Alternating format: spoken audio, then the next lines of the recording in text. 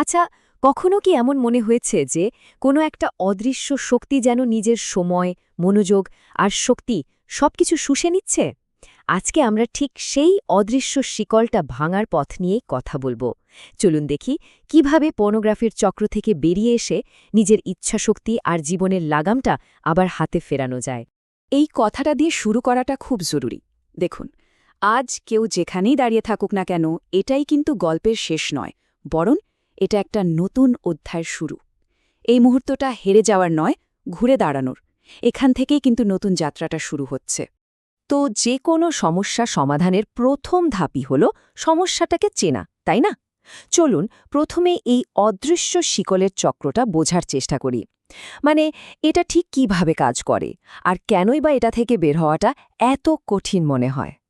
একটা কথা একদম পরিষ্কার করে নেওয়া ভালো, এই লড়াইটা কিন্তু কোনো দুর্বলতার চিহ্ন নয়। এটা বরং মানুষ হিসেবে আমাদের সবার সংগ্রামেরই একটা অংশ। আরে ভুল তো মানুষই করে। আসল শক্তি তো ভুলের মধ্যে আটকে থাকায় নয়, আসল শক্তি হলো বারবার পড়ে গিয়েও আবার উঠে দাঁড়ানোর মধ্যে।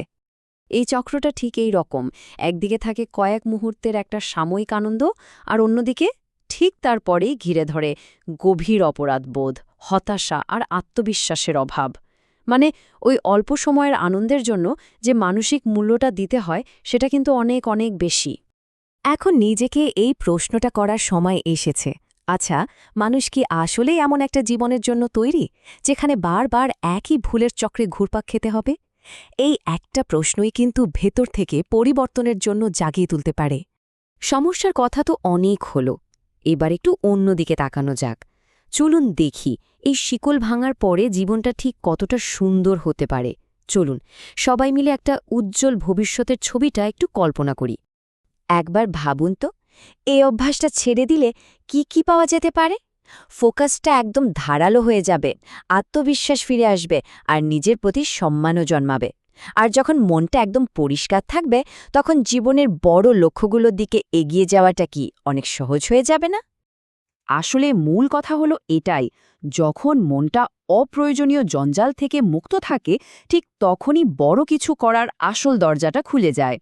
এটা শুধু একটা খারাপ অভ্যাস ছেড়ে দেওয়া নয়, এটা হলো নিজের সেরা সংস্করণ হয়ে ওঠার পথে এক বিরাট লাফ। তো বের হওয়ার পথটা কি? চলুন এবার সবচেয়ে গুরুত্বপূর্ণ অংশে আসা যাক, একটা কার্যকরী কৌশল।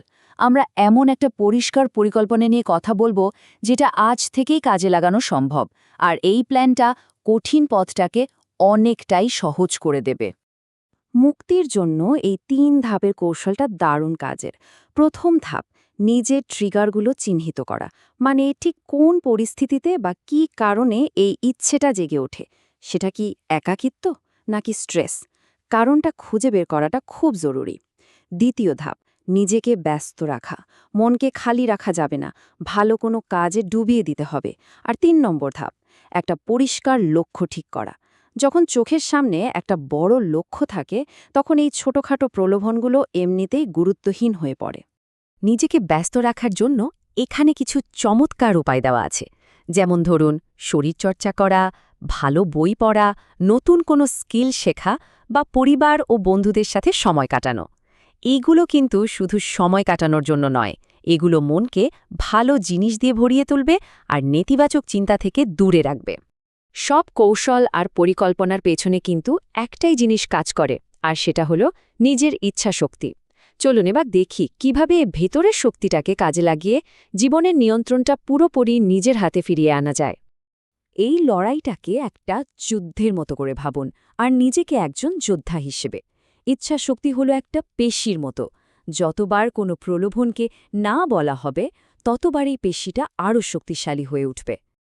ইচ্ছাশক্তি মানে কিন্তু শুধু একটা প্রলোভনকে থামানো নয়, এটা হলো নিজের ভেতরের সেই ক্ষমতা যা দিয়ে জীবনের যে কোনো চ্যালেঞ্জের মুখোমুখি হওয়া যায়। এই শক্তিটা একবার তৈরি হয়ে গেলে দেখবেন জীবনের সব ক্ষেত্রেই এটা কাজে লাগছে। একটা কথা মনে রাখা খুব জরুরি, বড় পরিবর্তন কিন্তু একদিনে আসে না, এটা আসে ছোট ছোট পদক্ষেপের মাধ্যমে। তাই নিজের প্রত্যেকটা ছোট জয়কে উদযাপন করতে হবে। একদিন, দুদিন বা একটা সপ্তাহ, প্রত্যেকটা দিনই কিন্তু আপনার সাফল্যের প্রমাণ। আর সব কিছুর শেষে মনে রাখার মতো সবচেয়ে শক্তিশালী কথাটা হলো এটাই, কেউ তার অভ্যাসের দাস নয়, বরং অভ্যাসের নিয়ন্ত্রক। এই বিশ্বাসটাই কিন্তু আসল নিয়ন্ত্রণ ফিরিয়ে দেবে। কখনোই ভোলা যাবে না যে নিজের ভেতরে যে শক্তিটা আছে তা যে কোনো আসক্তির চেয়ে 1000 গুণে বেশি শক্তিশালী। শুধু সেই শক্তিটাকে চিনে নিতে হবে আর কাজে লাগাতে হবে। মুক্তির চাবিকাঠি তো নিজের হাতেই। দেখুন, একটা অসাধারণ ভবিষ্যৎ কিন্তু অপেক্ষা করছে। আসল প্রশ্ন হল, সেই ভবিষ্যতের দিকে প্রথম পদক্ষেপটা নেওয়ার জন্য কি আমরা প্রস্তুত? অপেক্ষা কিসের? শুরু করার জন্য আজকের চেয়ে ভালো দিন আর হতে পারে না।